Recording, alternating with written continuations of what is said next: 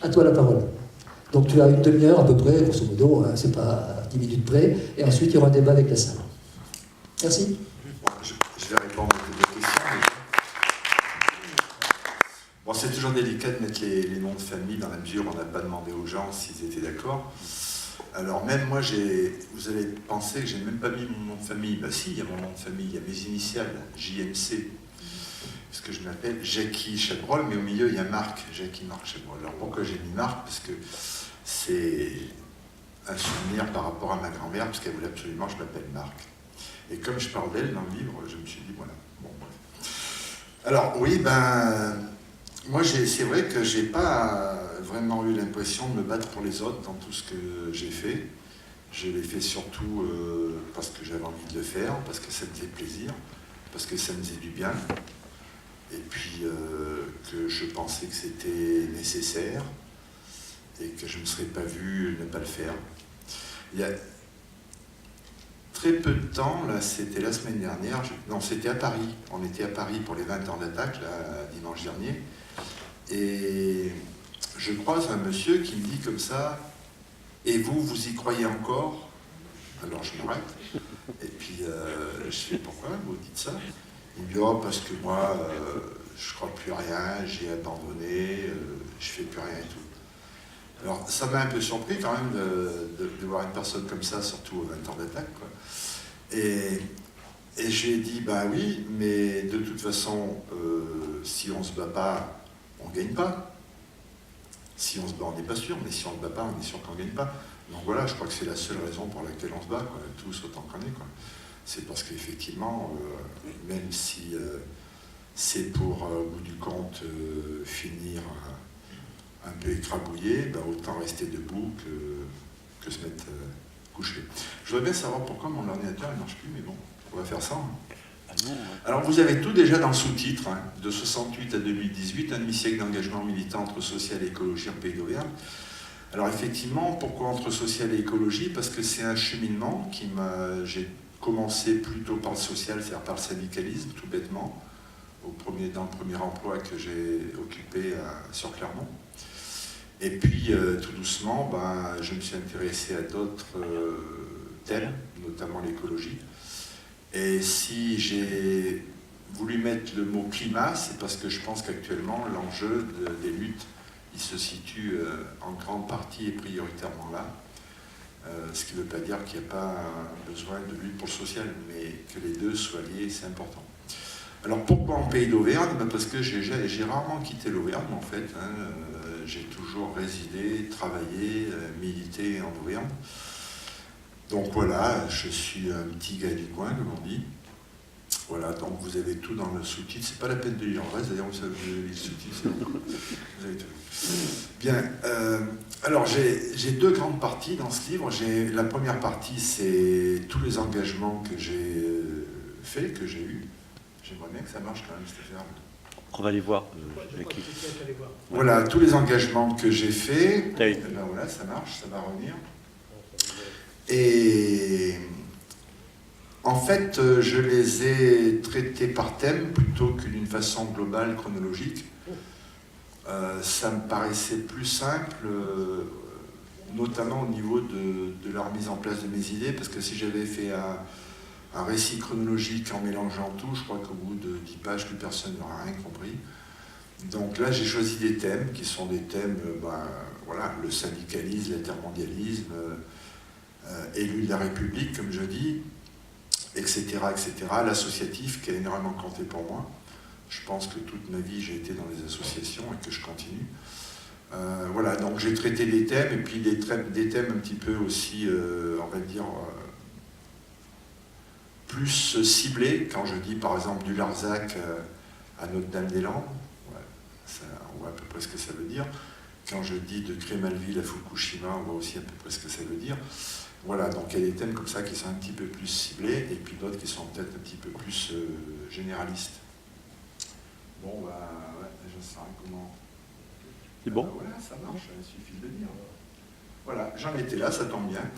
Et alors, deuxième partie, j'ai intitulé ça « Les choses auxquelles je crois ». Parce qu'une fois que j'ai eu un petit peu raconté tout ce que j'ai fait, je me suis dit, mais finalement, ça sert à quoi que je raconte ça? Et puis, bon, ça m'a fait plaisir, j'étais content, bien sûr, mais je me suis dit, ben, finalement, ça serait bien que tu essaies d'analyser ce que ces engagements t'ont apporté. Est-ce que tu es différent aujourd'hui que quand tu avais 20 ans? Qu'est-ce que ça t'a apporté? C'est important pour soi, pour notre environnement, pour les gens que l'on côtoie, avec qui on partage des choses. Et puis finalement, qu'est-ce que ça m'a apporté comme conviction ou qu'est-ce que ça m'a enlevé aussi? Parce qu'il y a peut-être des choses auxquelles je croyais avant et que je ne crois plus. Et il y a peut-être des choses que je crois maintenant plus aujourd'hui. Voilà, donc j'ai intitulé ça « Les choses auxquelles je crois » parce qu'il fallait bien trouver un titre. Alors si on en revient à ce que je disais tout à l'heure, les différents engagements, vous les avez sous les yeux. Ce que j'ai à peu près tout dit tout à l'heure. De Porto Alegre à Paris, ça c'est tout le cheminement qu'il y a eu au niveau des forums sociaux que l'on a organisés avec plusieurs, notamment quelques-uns qui sont dans la salle. Sur le logement aussi, parce que je me suis battu aussi sur le logement. Enfin bon. Alors les autres campagnes, ça c'est les autres campagnes, on va dire, électorales auxquelles j'ai participé, parce que j'ai été élu local pendant, combien déjà 16 ans. Mais j'ai participé à d'autres campagnes, notamment des régionales, des cantonales, etc. Voilà, et on va commencer par le syndicalisme, hein. Comme ça on voit tout de suite de quoi on parle. Moi j'ai adhéré à beaucoup de syndicats finalement. J'ai commencé à la CGT, après je suis passé à la CFDT, j'ai fait un bref passage à la CNT, mais ils ne voulaient pas de moi parce que j'ai été élu local et en tant que maire, j'ai été officier de police et ça ne leur convenait pas trop aux anards. Donc je ne suis pas resté très longtemps. Et puis après, j'ai fini ma carrière, si on peut dire ça comme ça, à Sud Solidaire, Sud Éducation, puisque les dernières années de ma vie, j'étais enseignant. Bon, je vais passer assez vite sur tous les engagements parce que j'aimerais surtout parler de la fin du livre. En fait, c'est ce que je trouve le plus important, le reste, ça fait des pages, quoi. Voilà, donc le syndicalisme, on va pas besoin de faire un dessin. Alors ça, on attaque autre chose, qui est plutôt l'altermondialisme. Alors il y a un chapitre qui est quand même assez important. Ça relate un petit peu tout ce que j'ai fait, notamment avec Attac. Donc je vous disais, dimanche dernier, on a fêté les 20 ans d'Attac à Paris. Dans le Puy-de-Dôme, on va les fêter au mois de novembre, les 20 ans d'Attac 63, puisque nous, on avait créé Attac 63 quelques mois après Attac nationale. Et ça fait partie des choses qu'on fait avec Attac. Là, c'était au court-métrage, festival du court-métrage, et on faisait le mariage des États-Unis et de l'Europe sous le contrôle de TAFTA. C'était pour imaginer un petit peu pourquoi on était contre le TAFTA. Ça, c'est pareil, c'est une action qu'on a fait aussi à Clermont-Ferrand contre la Société Générale, si je me souviens bien. Parce qu'on aime bien les banques, nous, Attac. C'est vrai qu'on a un petit... Et puis là, c'était la BNP, ça changeait un peu. Alors là, vous savez qu'à la BNP, il y a... c'est aujourd'hui, je crois d'ailleurs, que notre collègue d'Attac repassait au tribunal, non, passait au tribunal, parce que la première fois, ça n'avait pas été jugé. Nicole Briand, donc, qui est une militante d'Attac, qui passait aujourd'hui au tribunal pour vol de chaises en bande organisée. Vous savez qu'avec Attac, on a été prendre des chaises dans les banques. Nous, on les a ramenées, ce jour-là. On leur les a ramenées. Bon, ils ne les ont pas voulu, donc on les a laissés dans la porte. Alors ça, c'est l'intervillage d'Attac qui a eu lieu en Auvergne, parce que tous les ans, il y a un intervillage, il y en a eu un en Auvergne. Ça, c'est un instant magique pour ceux qui ont connu les intervillages. C'est la criée. Voilà, donc il y a des crieurs qui crient. Sympa. Voilà, on passe à autre chose. Vous avez tous reconnu? Oui. Je ne commande pas. Le Larzac? Oui, il y en a qui n'ont pas connu, bien sûr, t'es trop jeune, Olivier. T'étais pas né, toi, en 71. Voilà, les grands rassemblements du Larzac, qui ont marqué, je pense, toute une génération. Alors, d'autres rassemblements, par exemple, ça c'était un rassemblement contre le nucléaire, plutôt, une chaîne humaine de Lyon à Avignon. Alors ça, c'est la Palestine, parce que j'ai fait quelques voyages aussi. Et ça, c'est le côté un petit peu, le chapitre que j'intitule l'écriture, la photographie et le cinéma, parce que j'ai fait beaucoup de photos aussi à une époque, j'en fais plus du tout d'ailleurs. Et quand on a été en Palestine, là, je crois qu'il y a 10 ans, il me semble, C'était il y a 10 ans. On avait fait des photos et on a même fait un film qu'on a projeté ensuite à plusieurs endroits, à Clermont-Ferrand, pour montrer un petit peu ce qu'on avait vu en Palestine. Donc voilà, ça c'est par rapport à mon activité photo-cinéma, on va dire. Alors ça, on attaque le côté associatif, là, qui est un chapitre très important, puisque j'ai toujours fait partie d'associations, que ce soit dans le social, dans le culturel, avec les enfants aussi. Ça, c'était une tour d'escalade qu'on avait installée à Sorier pour initier les jeunes à l'escalade avec l'amicale laïque de Sorier. J'ai passé 30 ans à l'amicale laïque de Sorier. Bon, je ne vous raconte pas tout ce que j'y ai fait, il y en aurait pour 3 heures. Et ça, c'est le sport, côté sport, parce que j'ai aussi pratiqué pas mal de sport. Et je considère que ça fait partie aussi de l'engagement social. L'engagement social, de faire du sport avec d'autres, de partager, d'initier des jeunes, de permettre à tout le monde d'accéder au sport, de pratiquer le sport de son choix, parce que c'est pas si évident que ça. Alors ça, c'était une fête au village. On avait fait une grosse fête à Sorier, et il y en a un qui fait le clown sur la fontaine, là c'est le maire du village. Ça, c'est du théâtre. J'ai aussi fait un petit peu de théâtre dans mes activités, on va dire, annexes. Et ça m'a beaucoup servi d'ailleurs dans le militantisme. Parce que quand on fait du théâtre, on apprend pas mal de choses au niveau des comportements et comportements de soi et des autres. Et ça sert beaucoup ensuite dans le militantisme, notamment quand on fait des petites scénettes avec Attaque. Ou comme ce dimanche là où j'étais, je ne vous ai pas dit, dimanche dernier, non c'était qu'un vendredi dernier, j'ai été actionnaire à Total, j'étais à l'Assemblée Générale des actionnaires de Total. Et donc j'ai joué l'actionnaire de Total. Un rôle parfait. Ça rapporte? Non, ça ne m'a rien rapporté. Si, ça m'a rapporté quelques coups avec les vigiles de Total. Alors ça, c'est très récent, puisque c'était il y a 2 ans, c'était lorsqu'on a été bloqué le sommet des sociétés pétrolières à Pau, et là aussi, ça a été un peu bousculé aussi. Voilà, et donc là, on arrive un petit peu en conclusion au thème climatique, puisque les luttes dans lesquelles je suis le plus engagé ces derniers temps, c'est les luttes justement pour lutter contre le dérèglement climatique et essayer d'enrayer la machine. Et là, c'était donc pour la COP 21, puisqu'on a fait aussi à Clermont-Ferrand des manifestations pour la COP 21, alors qu'il y avait l'état d'urgence qui avait été décrété. Nous, on avait repris ça en mettant état d'urgence climatique. Ils ont voulu nous interdire d'ailleurs de manifester place de Jaude, et on l'a fait quand même. Voilà. Donc c'était vite fait, hein, 50 ans de militantisme, hein, vous ne trouvez pas que c'était un peu rapide? Alors, tu m'avais dit une demi-heure, tu m'as donné. Ouais, c'est bon, j'en suis à 10 minutes. Bien, alors la deuxième partie, c'est les choses auxquelles je crois, et finalement, la première question que je me suis posée, parce que j'ai intitulé ça de 1968 à 2018, je me suis dit, mais finalement, qu'est-ce qui a changé depuis 1968? Puis j'ai essayé de réfléchir un petit peu, qu'est-ce qui avait changé, qu'est-ce qui n'avait pas changé.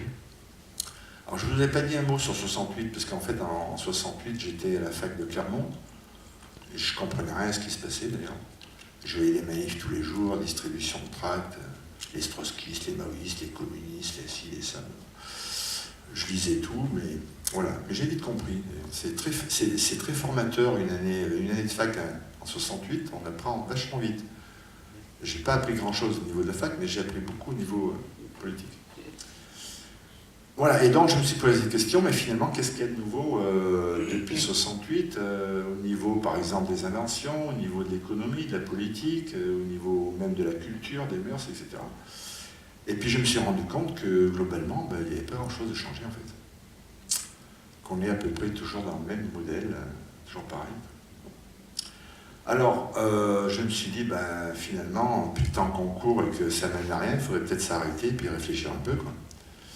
Et je me suis posé des questions sur certains mots, par exemple, comme emploi, travail, démocratie, qu'est-ce que ça veut dire? Voilà, et donc la deuxième partie commence comprendre toutes ces réflexions. Alors, la première chose que j'ai défini, ça c'est ma définition à moi, je me suis dit, finalement, cette période de 68 à aujourd'hui, finalement, il y a eu trois... Alors, je remonte un petit peu avant 68, parce que la première période, je la situe entre 45 et 65, où il y a beaucoup de choses qui se sont mises en place à ce moment-là, que ce soit le modèle social issu du CNR, même si on l'attaque, on est encore un petit peu dans ce modèle social-là. La Ve République qui s'est mise en place pas très longtemps après, le traité de Rome qui date de là, donc toute la construction européenne, et puis le début de la société de consommation que l'on remettait en cause déjà en 68.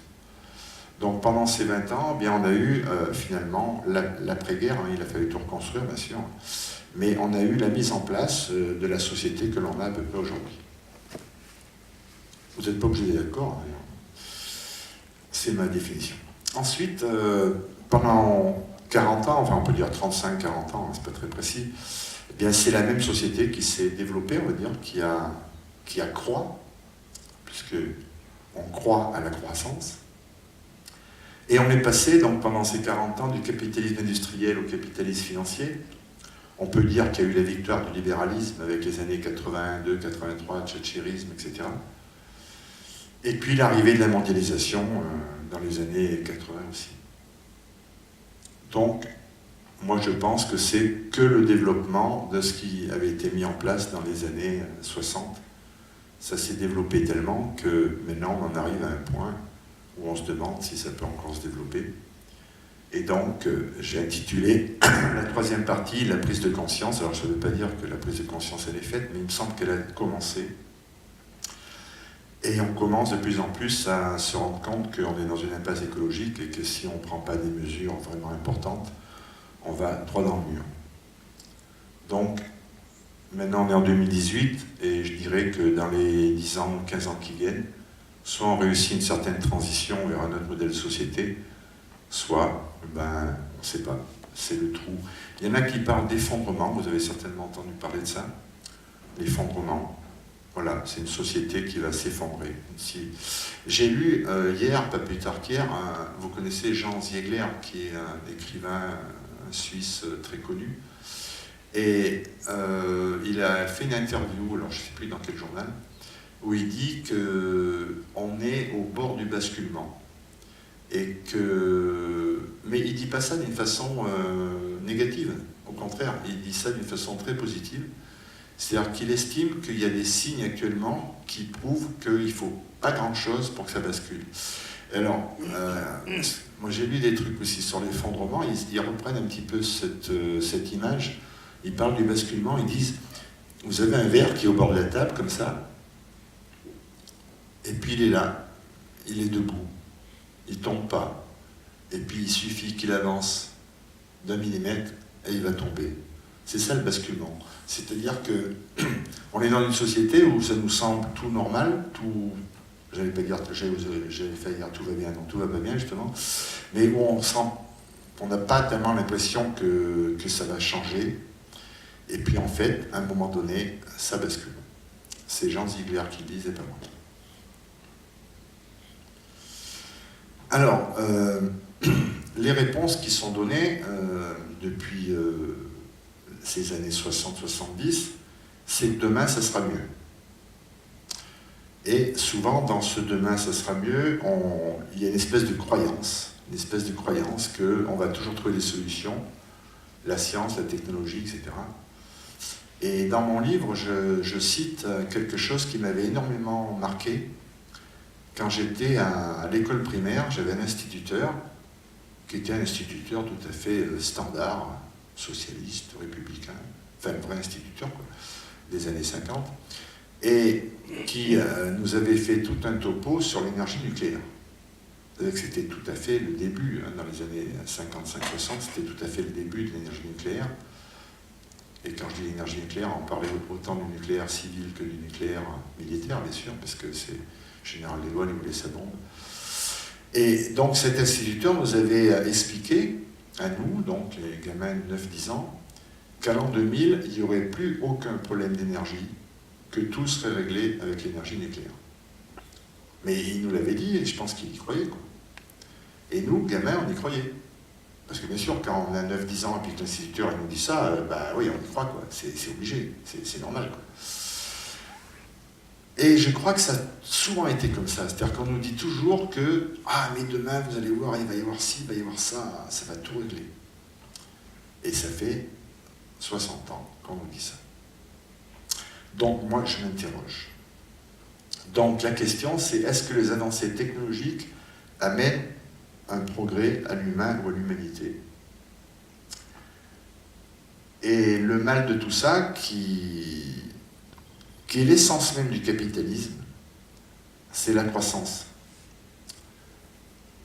Ou, on pourrait dire, la croissance est due au capitalisme. Mais le capitalisme ne peut pas vivre sans la croissance.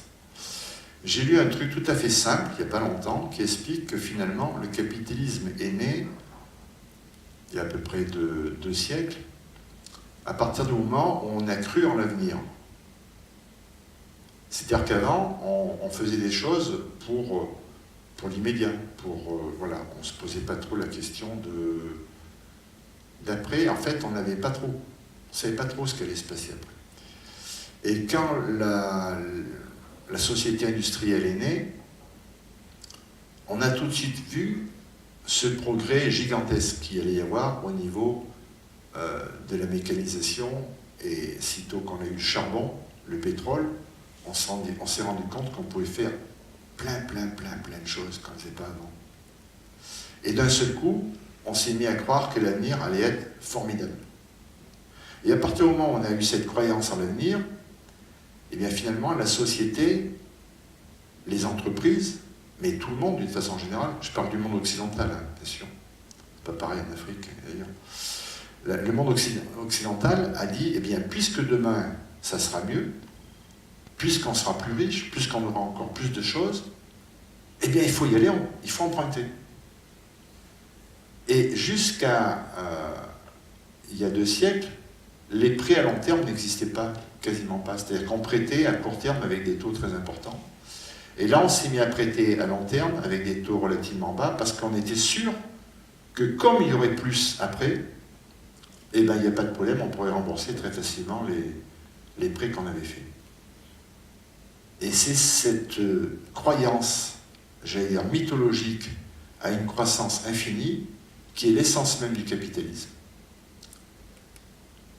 Il ne peut pas y avoir de capitalisme sans croissance, ou alors c'est la récession et on sait ce que ça donne, ça peut donner une guerre, etc. Ça c'est une solution aussi, on rase tout, on recommence. Mais actuellement, le capitalisme ne peut continuer que par la croissance. Je vous disais, vendredi, j'étais à l'Assemblée Générale des actionnaires d'Attac. C'est très intéressant d'être actionnaire chez Attac. De Total. J'ai fait les 20 ans d'Attac. J'ai fait les 20 ans d'Attac et j'ai fait l'Assemblée des actionnaires Total. Je ne vais pas mélanger les deux. J'ai été aux actionnaires de Attac et... Non, c'est pas ça. Bien. Et donc, c'est vachement intéressant d'être actionnaire d'une multinationale parce qu'on apprend plein de trucs. Et donc, il y a alors, on attend que le PDG arrive faire son rapport, donc on vous passe des petits films, tout ça, c'est vachement bien. Et c'est là qu'on se rend compte que tout ce qu'ils envisagent et tout ce qu'ils racontent à leurs actionnaires est basé sur que demain, il y en aura encore plus. C'est uniquement basé là-dessus. Donc tout ce qu'ils mettent en place, c'est que demain, on va encore produire plus et consommer plus. Alors, ils investissent dans les énergies renouvelables, dans le solaire, dans la biomasse, dans la géothermie chez nous, profond. Mais ce n'est pas pour remplacer l'énergie fossile. C'est pour produire plus. Total se gargarise des contrats qu'ils ont signés avec des sociétés brésiliennes qui prévoient des productions qui vont augmenter de 20 à 30%. Total se félicite des accords qu'ils ont passés avec les sociétés russes. Parce que Total, ils ont une éthique quand même. Ils ne veulent pas aller forer en Arctique. Parce que c'est pas bien d'aller forer en Arctique. C'est dangereux. Mais il y a une société russe qui fore en Arctique. Et donc Total a créé une filiale qui achète le pétrole à cette société russe qui fore en Arctique. Mais ce n'est pas eux qui forent en Arctique. Mais dans leur rapport, ils mettent bien en avant que les contrats qu'ils ont passés avec la société russe va leur permettre d'augmenter leur production de 5 à 10% par an et 30% d'ici 2030-2040. Alors que les accords de Paris ont dit clairement qu'il fallait que 80% des énergies fossiles restent dans le sol, si on voulait espérer ne pas dépasser les 2 degrés, Total explique à ses actionnaires que d'ici 20 ans, ils augmenteront 30% leur production. Voilà. Donc là, on est au cœur du capitalisme. Si on ne comprend pas ça, on ne peut pas comprendre le capitalisme et on ne peut pas le combattre. Et je crois que le fond du problème, pour ne pas dire la solution, est là. Alors, je ne vous parle pas de la croissance verte. Bon, vous savez ce que c'est, la croissance verte, c'est la croissance capitaliste, pas par vers. Alors, bon, bien. Alors, dans mon livre, je ne parle pas tellement des solutions, parce que quand je suis arrivé à la 370e page, j'ai dit, bon, merde, il faut que j'en écrive un autre, quoi. Donc, j'ai commencé à en écrire un autre, où je parle plus des solutions. Je vous donne rendez-vous pour l'année prochaine. Alors, les solutions, ben, je sais pas, moi, j'ai pas une solution. Je pense que le système n'est pas réformable. Je pense que le système actuel n'est pas réformable. Voilà, ça c'est mon point de vue. Est-ce qu'il y a une solution politique? C'est-à-dire, est-ce qu'on peut arriver à changer le système par un changement, on va dire, à la tête de nos institutions? Je ne sais pas, je me pose la question, j'en sais rien. Mais pourquoi il n'est pas réformable? Il n'est pas réformable parce que, justement, par essence même, si tu remets en cause le capitalisme, il s'effondre. C'est parce que ça remet en cause des intérêts Non, parce qu'il ne marche qu'avec une certaine logique, ce que j'ai dit un petit peu tout à l'heure. C'est-à-dire que si tu... Par exemple, quand j'ai pris l'exemple de l'énergie, c'est clair. On dit qu'on ne réussira la transition énergétique que si on réduit notre consommation de 50%. Ça, c'est pas moi qui le dis, c'est tous les plans pour la transition énergétique, tous les plans qui ont été faits, que ce soit Négawatt, que ce soit l'ADEME, que ce soit d'autres institutions. Et puis c'est ce que disent aussi les GIEC, c'est-à-dire que pour limiter le réchauffement climatique à 2 degrés, il faut réduire énormément la consommation d'énergie fossile, et donc il faut réduire de moitié. Or, le capitalisme ne connaît pas le mot réduire. Ils ne savent pas ce que ça veut dire réduire, ce que je vous expliquais tout à l'heure. Donc, de toute façon, si on prend comme hypothèse qu'il faut aller vers une société sobre, en énergie notamment, plus efficace, on dit sobriété, efficacité et renouvelable pour l'énergie, c'est le scénario de Négawatt qui dit ça, il faut aller vers une société sobre, et je dirais sobre pas qu'en énergie, c'est-à-dire qu'il faut être sobre à tous les niveaux. Parce que l'énergie, ça touche beaucoup de choses, mais il n'y a pas que ça. Par exemple, quand on parle d'efficacité, qu'est-ce que ça veut dire l'efficacité? Ben, ça veut dire faire des choses avec moins d'énergie, avec moins de matières premières, qui durent plus longtemps, etc. Ça aussi, c'est pas possible avec le capitalisme. Si tu fais... dans les années 60, tu vois, on faisait des choses qui duraient assez longtemps. Moi, je me rappelle, j'avais une machine à laver, elle a dû me durer 25 ans, j'ai dû la réparer 2 fois. Aujourd'hui, si vous achetez une machine à laver, elle ne vous fera pas 25 ans. Ça, c'est sûr. Il faut que ça se détruise rapidement, que ça devienne obsolète rapidement, et le capitalisme ne se nourrit que de ça. Donc, à partir du moment où on est efficace, à partir du moment où on est sobre, on ne peut pas être dans le système capitaliste. Alors, moi, je ne sais pas comment il s'appelle, ce système. Hein. Je n'ai pas la solution. Moi, je ne viens pas avec le petit livre rouge en disant « voilà ce qu'il faut faire ». Je constate, je suis convaincu, ça fait partie des choses que je crois fondamentalement, je suis convaincu qu'il n'y a pas, le système actuel ne peut pas se réformer en tant que tel. Il faut inventer un autre modèle, une autre façon de vivre ensemble, une autre façon d'être bien, une autre façon de faire des échanges, d'avoir du confort. mais c'est pas avec le système capitaliste qui, lui, va demander toujours plus. Et ils vont demander toujours plus tant qu'il y aura plus. Quand ils parlent d'aller forer en Arctique, par exemple, ben c'est pour extraire du pétrole qui est sous la mer. Quand ils parlent de faire des forages... Alors on a eu une petite victoire aujourd'hui quand même, parce que si on a été manifesté vendredi chez Total, c'était pour leur demander d'arrêter les forages, enfin d'arrêter, de ne pas entreprendre, plutôt ils n'ont pas commencé, de ne pas entreprendre les forages au large de l'Amazone, du Brésil à l'embouchure de l'Amazone, parce que les scientifiques viennent de découvrir une barrière de corail qui est unique au monde, et qui est extrêmement longue, puisque Greenpeace a passé plusieurs semaines avec des bateaux et des scientifiques, ils ont donné leur rapport hier, et en fait, là, cette barrière de corail va jusqu'en Guyane française. Donc notre demande chez Total vendredi, c'était qu'ils prennent la décision de ne pas aller forer en haute mer, enfin en eau profonde plutôt, c'est-à-dire à des milliers de mètres sous l'eau, parce que si jamais il y a quoi que ce soit comme incident, ils vont détruire un écosystème unique au monde. Voilà. Eh bien, on a aujourd'hui, donc,